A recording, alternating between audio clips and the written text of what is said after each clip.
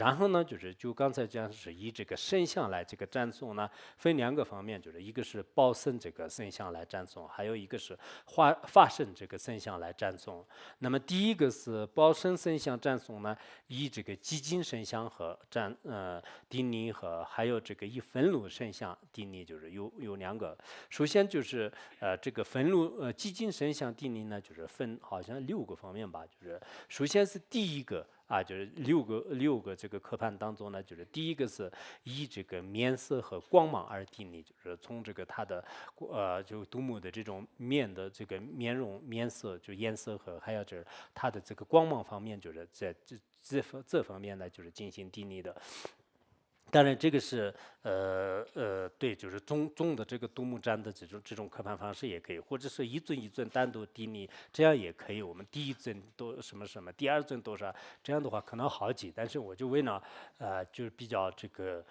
系统的这个分析吧，就是再这样分一下，就是到时候看看后果怎么样，到时候看吧。我们讲这个讲那个普贤行愿品的时候也是看一步做一步，摸着石头过河，是吧？然后摸着石头就是然后讲课，顶礼月色拜杜牧就下面是第一个呢，就是以这个面色和还有这个光芒而定礼呢，顶礼月色拜杜牧，秋白漫月几聚年，晨前群星通汇聚，金放微光即灿然。那么这个是拜杜牧就是我们就经常说的是拜杜牧，拜杜牧。有时候我们佛教徒也应该认识这些，不然我们什么都不知道。这是就很多佛尊圣像这些。你看你们有些人正在画，就还可以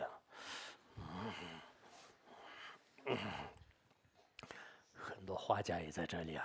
下面那个就是说，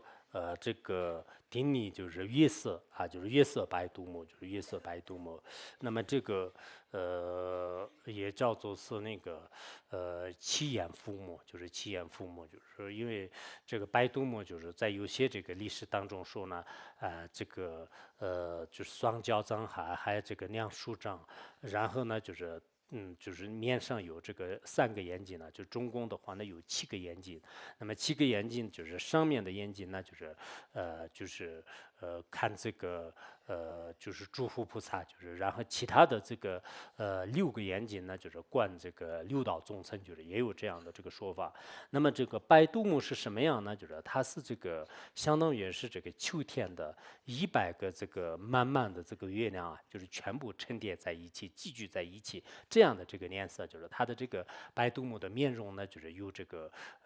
因为一般秋天的这个月亮的话呢，它远离了各种这个尘埃就是各种这个云雾就是很多这个垢染就是垢染。那么就是100个就是这样集聚在一起的话呢，那么就是形容呢，就是这是极其圆满的意思，就是就并不是特别大，就不是这个意思，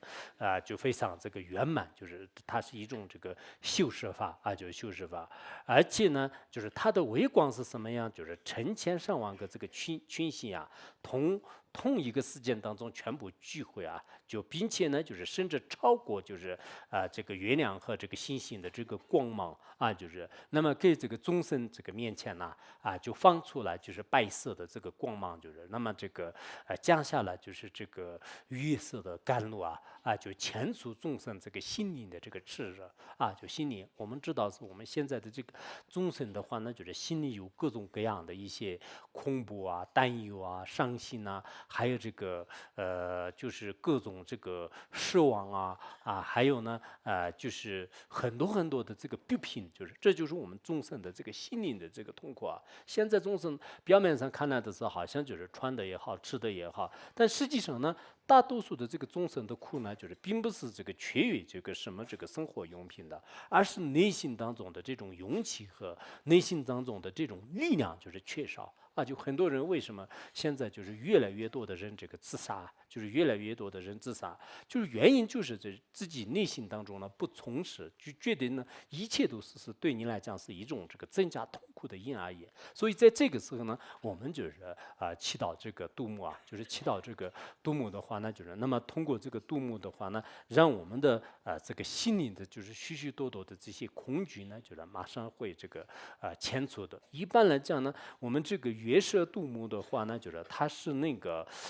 在这个汉传佛教当中的话呢，也叫做是怎么说啊？就是我们妙音天女啊，妙音天女呢，就是实际上是月色杜牧呢，就是也是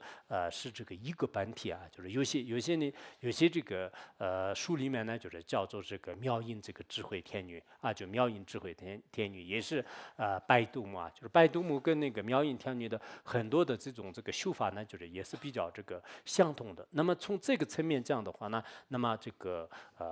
白杜牧呢，就是实际上是开智慧的啊，就我们这个妙音天女，这个如果这个修得很好的话呢，就是学什么这个谢诗词啊还有呢就是开这个智慧啊就是增加这个福慧啊，就是这方面呢，就是非常有这个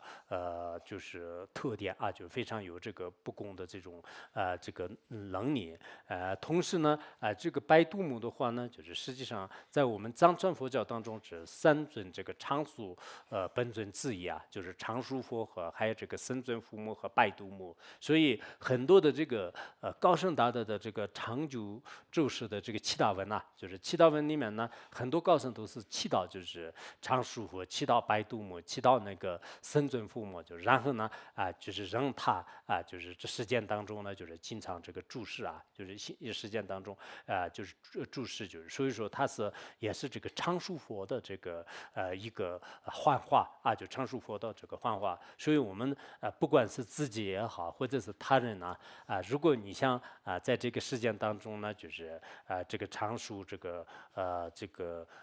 或者说是让他就是非常这个快乐，那这样的话呢，就是祈祷这个杜牧也是这个相当这个重要的。那么还有像我们这个实践的一些历史上的话呢比如说我们这个藏地的这个文成公主和还有那个赤曾公主，其实这个尼泊尔的这个赤曾公主的话呢就是她是白杜牧的这个化身，然后这个就是文昌公主的话呢，就是她是这个绿杜牧的这个化身。那么有关的一些历史上面这样的话呢，后来那个国王这个中正干报，就国王中正干报的话呢，就是整个这个西藏的很多国事呢，就是圆满，并且呢，就是对未来的重大事情呢进行这个收集。收集之后的话呢，就是他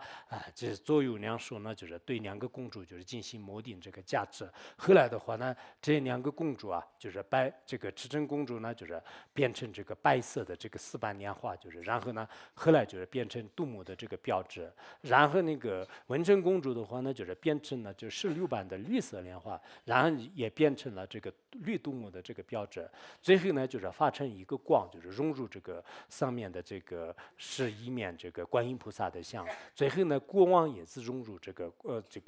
观音菩萨的像。所以从这样看来的话呢，这三尊都是观世音菩萨的一种这个幻化，就是在这个世界上呢，就是一个是从这个汉地上来，一个是从这个尼泊尔这个下来，一个是在这个藏地，但是在不同的地方呢，就是实现就是不同的身相。最后的话呢，就是也是融入于这个观音菩萨，就这是非常可靠的一些历史当中呢，也是这样讲的，就是可能现在的有些新时代呢，也有另一种这个说法吧，就是但是我所看到的很多的这个可靠的这个历史资料当中呢，就是最后两位公主和包括国王的话呢，就是全部融入这个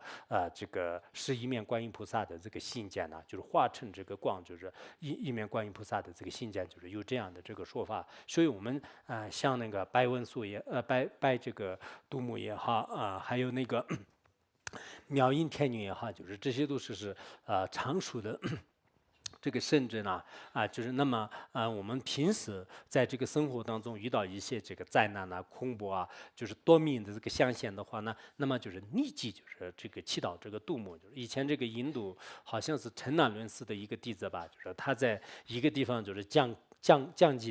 近说法的时候，出现一个特别就是可怕的这个堵塞。那么这个堵塞呢，就是从这个海里面就是出现，就是然后他就吃了许许多多的人和这个动物啊。那个时候呢，就是他就想到就是古代的这个书里面呢，就是有一个叫这个杜牧，就是祈祷他的话呢，就是马上会